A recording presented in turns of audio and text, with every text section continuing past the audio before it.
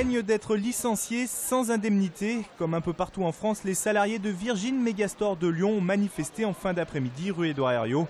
Aujourd'hui, la direction a officiellement déposé le bilan auprès du tribunal de commerce de Paris. Entre colère et inquiétude, les 30 employés lyonnais espèrent maintenant une reprise de l'enseigne. Ils dénoncent aussi les mauvais choix stratégiques de leur actionnaire principal. À maintes reprises, on a voulu faire vivre cette entreprise en proposant un nouveau modèle économique, en essayant encore de montrer le dynamisme dans nos magasins, mais l'actionnaire, Butler Capital, n'en a que faire. Il veut faire supporter un plan social par la collectivité, c'est-à-dire par nos impôts, pour une entreprise qui est déjà sur des salaires très minimums. Après 4 ans de travaux, l'A89 Balbini, la tour de Salvani, va être inaugurée le 19 janvier. Cela a coûté 1,5 milliard d'euros à la société d'autoroute ASF pour créer ce raccourci entre Lyon et la Loire en direction de Bordeaux via Clermont-Ferrand. Cette section a la particularité de traverser les monts du Lyonnais et donc 3 tunnels se trouvent sur le tracé, les tunnels de Violet, de Bussière et de Chalossay pour un linéaire qui dépasse les 5 km.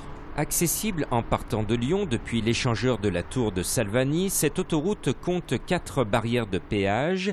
Ces 50 km en 2 fois 2 voies vont permettre de gagner 30 à 40 minutes entre Lyon et Clermont-Ferrand par rapport au tracé routier traditionnel. Une partie de la nouvelle autoroute va être payante. La personne qui vient de Clermont-Ferrand, par exemple, prendra un ticket à la barrière des Martres et paiera à Saint-Romain-de-Plopé. Donc nous avons entre Balbini et Saint-Romain-de-Plopé 3 échangeurs, Balbini, Tarare Ouest et Tarare Est. Le raccordement de 3,5 km à l'A89 jusqu'à l'Arbrel reste gratuit. La mise en service devrait intervenir le 21 janvier sous réserve du feu vert des services de l'État.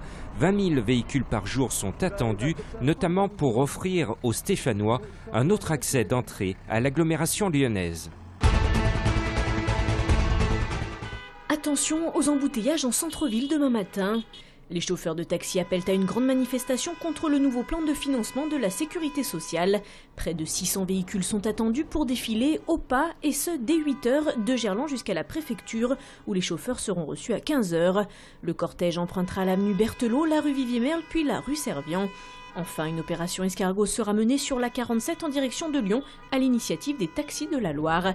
De nombreuses perturbations de la circulation sont donc à prévoir toute la matinée.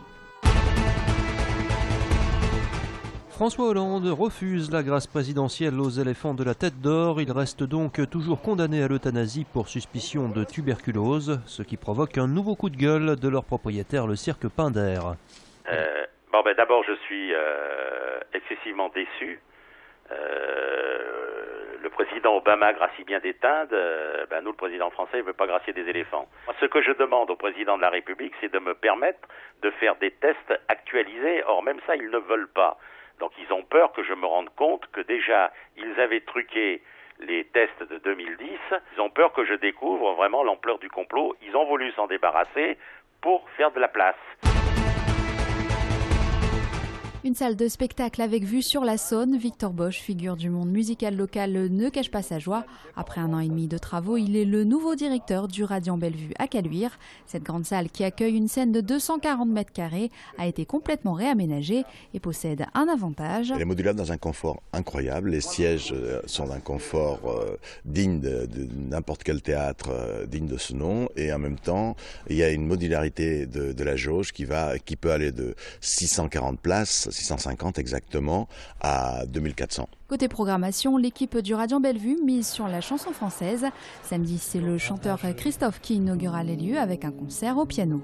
Et il va être suivi par le chanteur Laurent Voulzy, qui va être suivi lui-même par Jane Birkin avec des musiciens japonais, avec un spectacle qu'elle avait fait suite à la catastrophe de Fukushima.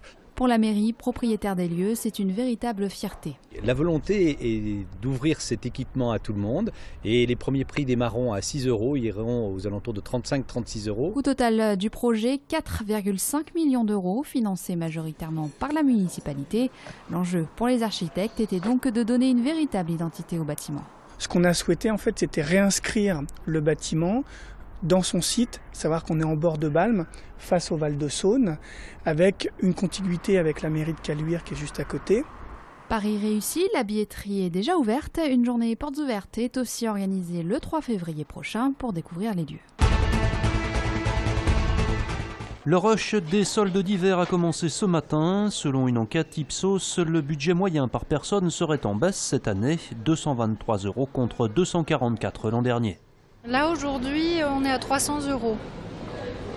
Ça devrait être suffisant normalement. C'est à peu près le budget, j'allais dire entre 200 et 300 €, donc oui, c'est le budget. C'est moins que les autres années, bien sûr. Et les autres années, j'avais un budget de 400 € pour mon mari et puis pour moi-même. Pour les commerçants, ces soldes pourraient permettre de compenser un début d'hiver morose. Plus de stock égale des rabais plus importants dès les premiers jours. Habituellement, on démarque à moins 30 sur les premiers jours. Là, on est entre moins 30 et moins 50, ça dépend des produits. L'hiver a été doux jusqu'à présent et c'est vrai qu'il nous reste pas mal de grosses pièces. Donc les soldes sont attendus. Et puis une petite vague de froid, ça serait merveilleux. Les soldes, c'est jusqu'au 12 février.